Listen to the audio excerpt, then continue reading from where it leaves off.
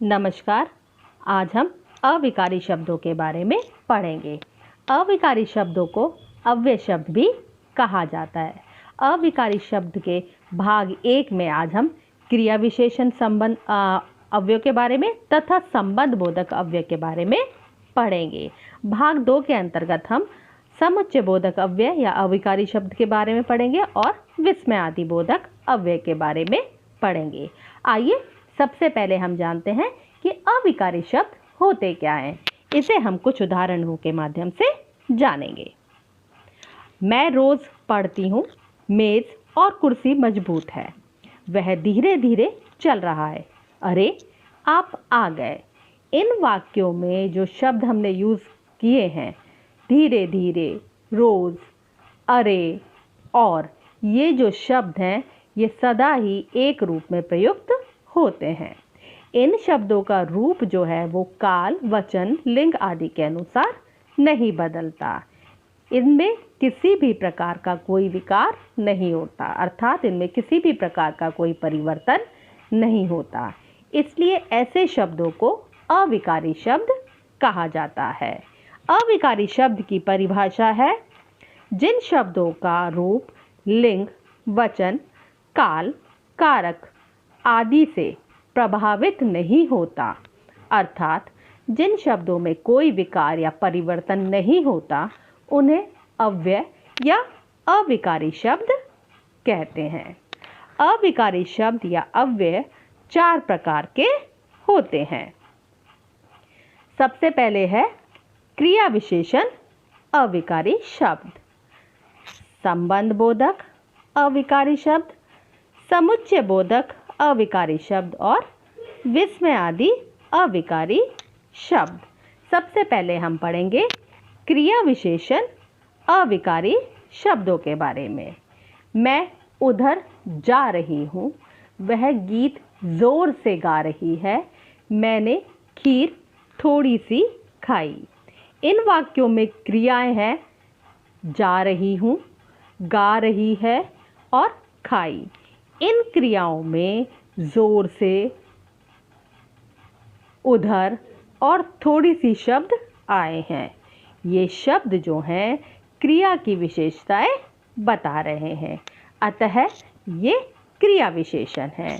इसकी परिभाषा है जो शब्द वाक्य की क्रिया की विशेषता का ज्ञान कराता है उसे क्रिया विशेषण कहते हैं। वे शब्द जो क्रिया की विशेषता कि क्रिया की क्या विशेषता है इस चीज़ का ज्ञान कराता है उसे क्रिया विशेषण अविकारी शब्द कहा जाता है। क्रिया विशेषण अविकारी शब्द जो है 4 प्रकार के होते हैं।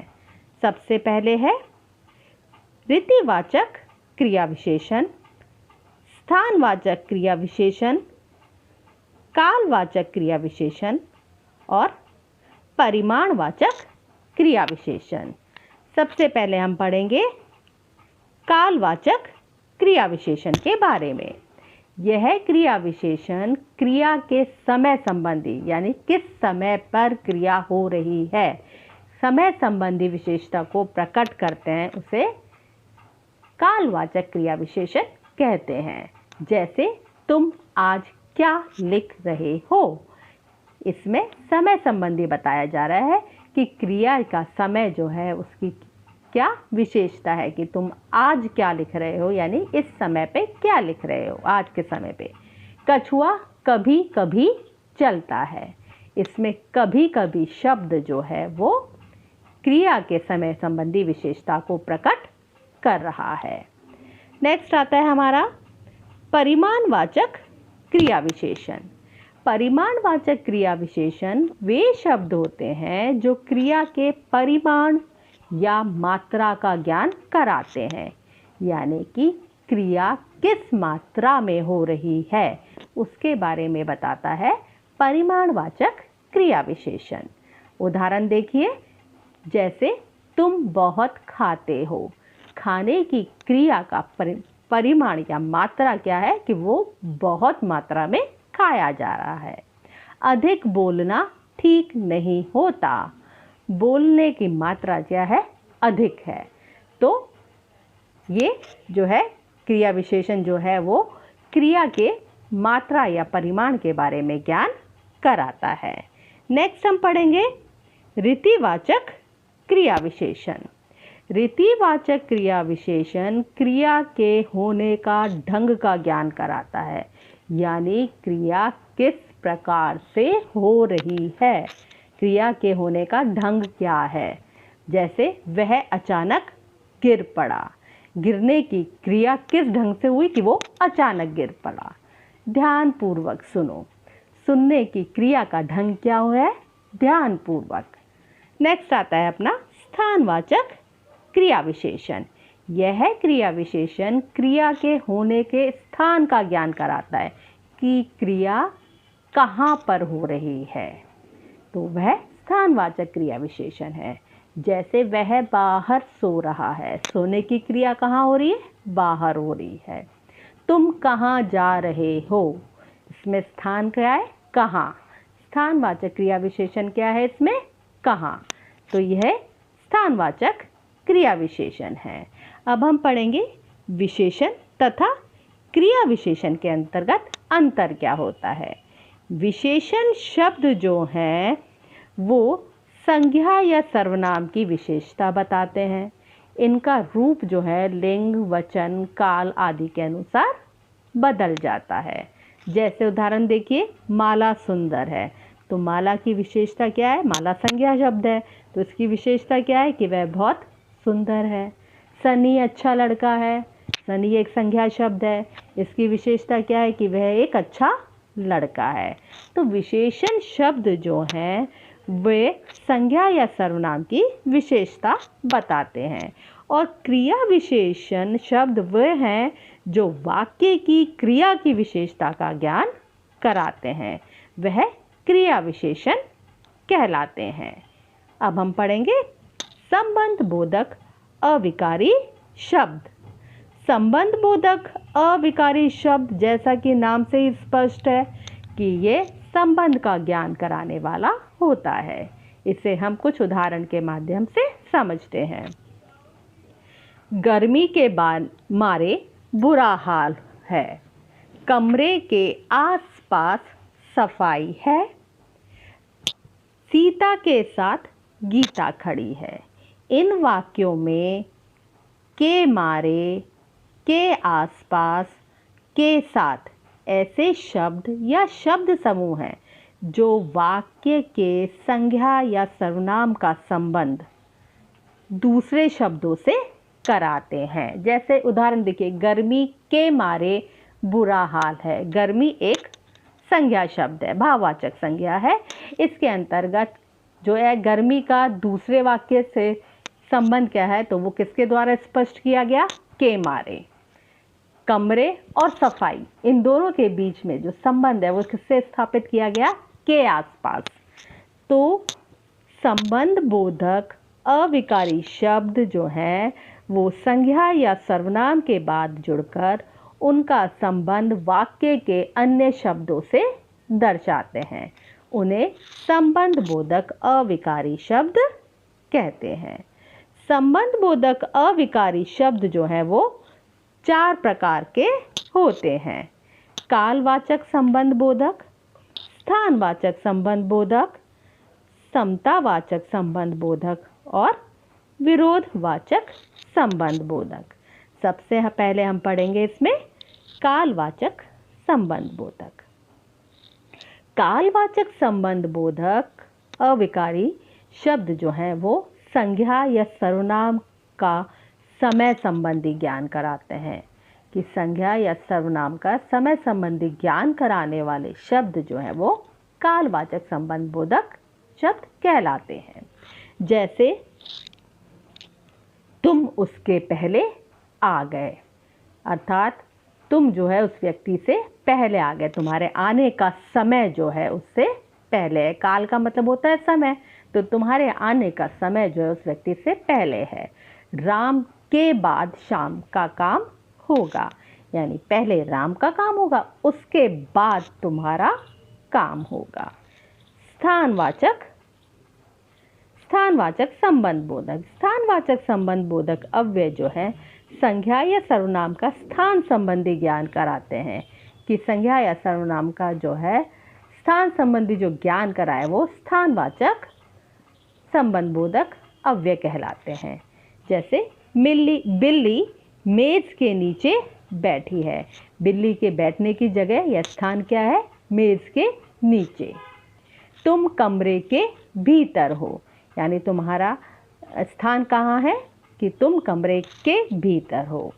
तो वे शब्द जो कि संज्ञा या सर्वनाम का स्थान संबंधी ज्ञान कराते हैं वह स्थानवाचक संबंधबोधक कहलाते हैं।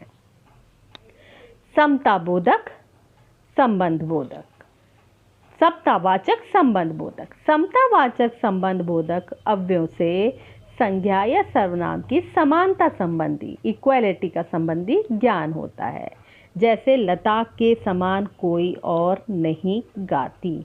लता जिस तरह से गाती है यानी उसके बराबर कोई और नहीं गाता। लता के बराबर कोई और नहीं गाता के समान। मेहुल के बराबर कोई नहीं खेलता। मेहुल जैसा खेलता है उसके बराबर कोई और नहीं खेलता। यह संज्ञा या सर्वनाम की समानता संबंधी ज्ञान कराता है। विरोधवाचक संबंधबोधक। विरोधवाचक संबंधबोधक अव्ययों से संज्ञा या सर्वनाम का अन्य शब्दों के साथ विरोध यानी अपोज, ठीक है, विरोध संबंधी ज्ञान कराता है। जैसे उदाहरण देखिए, मैं उसके खिलाफ हूँ, यानी मैं उसके बातों का या उसके विचारों के खिलाफ हूँ। देश के विरुद्ध काम मत करो। देश के अपोज या देश के अहित का जो काम हो वो नहीं करना चाहिए, उसके विरुद्ध कोई भी काम नहीं करना चाहिए। संबंधबोधक तथा क्रिया विशेषण में अंतर। कुछ शब्द जो हैं संबंधबोधक और क्रिया विशेषण दोनों रूपों में प्रयोग किए जाते हैं। कुछ शब्द ऐसे होते हैं जिनका प्रयोग जो है हम संबंधबोधक के रूप में भी करते हैं और क्रिया विशेषण के रूप में भी करते हैं। जैसे यहाँ, ऊपर, पास, सामने, नीचे, भीतर, ये ऐसे शब्द हैं जिनका यूज़ जो है हम संबंधबोधक के रूप में भी लेते हैं और क्रिया विशेषण के रूप में भी लेते हैं।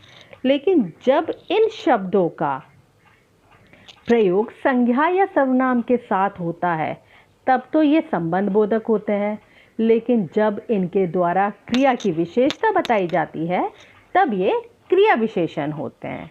इसे उदाहरण के माध्यम से समझिए। बिल्ली भीतर गई। भीतर गई यानी कि ये क्रिया विशेषण का उदाहरण है। गई यानी जाने की, गई यानी जाने की क्रिया जो है वो उसकी विशेषता क्या है कि वो भीतर गई। बिल्ली घर के भीतर है, यानी संज्ञा और सर्वनाम शब्दों का दूसरे शब्द के साथ संबंध जो है वो कैसे पता चला? के भीतर के माध्यम से। तो ये संबंध बोधक का उदाहरण है। आइए अब हम देखते हैं कि हमने इस प्रेजेंटेशन में क्या सीखा। हमने सीखा कि जिन शब्दों का रूप जो है लिंग, वचन, काल और कारक आदि से प्रभावित नहीं होता यानी विकार नहीं होता है तो उन्हें हम अविकारी शब्द या अव्यय शब्द कहते हैं। अव्यय 4 प्रकार के होते हैं: क्रिया विशेषण संबंध बोधक, क्रिया विशेषण संबंध बोधक, समुच्चय बोधक और विस्मयादि बोधक। इस प्रेजेंटेशन में हमने क्रिया विशेषण व संबंध बोधक के बारे में पढ़ा। अविकारी शब्द के भाग 2 में हम समुच्चय बोधक और विस्मयादि बोधक के बारे में पढ़ेंगे। क्रिया विशेषण अव्यय वह शब्द होते हैं जो कि वाक्य की क्रिया की विशेषता का ज्ञान कराते हैं, वह क्रिया विशेषण कहलाते हैं। क्रिया विशेषण 4 प्रकार के हैं: रीतिवाचक क्रिया विशेषण, स्थानवाचक क्रिया विशेषण, कालवाचक और परिमाणवाचक। संबंध बोधक जो अविकारी शब्द संज्ञा या सर्वनाम के बाद जुड़कर उनका संबंध वाक्य के अन्य शब्दों से दर्शाते हैं उन्हें संबंध बोधक अविकारी शब्द कहते हैं। संबंध बोधक अविकारी शब्द जो है इसके 4 भेद होते हैं: कालवाचक संबंध बोधक, स्थानवाचक संबंध बोधक, समतावाचक संबंध बोधक और विरोधवाचक संबंध बोधक। आशा करती हूँ इस प्रेजेंटेशन के माध्यम से आपको अविकारी शब्द के बारे में समझ आया होगा। धन्यवाद।